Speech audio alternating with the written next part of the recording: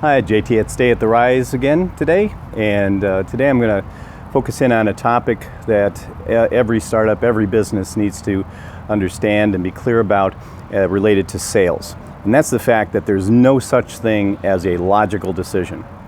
I was reading The Brain by Dr. David Eagleman, who's a neuroscientist, and he's done a lot of research looking into and watching people's brains as they're actually going through the process of making decisions. And one thing that he's found out is that even though we make logical choices, we weigh different options and everything else, when it comes to the actual point of making a decision, the emotional component of our brain kicks in. And they've actually done research that if that tie isn't there, people have an inability to make decisions. And they run into conflict and they literally just can't make them at all. So you can envision this by, let's say you go into, if you want to kind of challenge this concept and test it out yourself, if you go into a grocery store and you walk into the produce department and there's three different, you're looking at the apples, and there's 3 or 4 or 5 different types of apples, maybe a red one, a green one, a Fuji apple, those types of things. So we're looking at the apples. Logically, we know that the apples are good for us, and that logically we know that that they're going to give us nutrition and everything else, and that the store and the produce is fresh, and so we have that kind of level. We have that level of logic. But when it comes to picking the actual apple, that's when there's always an emotional component. It may be and this happens at the subconscious level.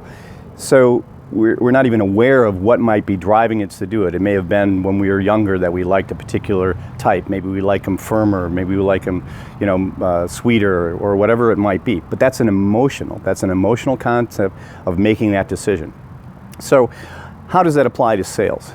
Well, when we come to sales and we're talking to somebody, or maybe we're writing copy that we're going to present to somebody and we're trying to move them along through a sales process, we have to be aware that we always have to determine and try to figure out what is the emotional component that is driving that final decision, that final commitment to buy our product. We can have all sorts of fact sheets, all sorts of things. We can have comparisons between our competitors and our systems. We can tout how great it is and all these different types of things.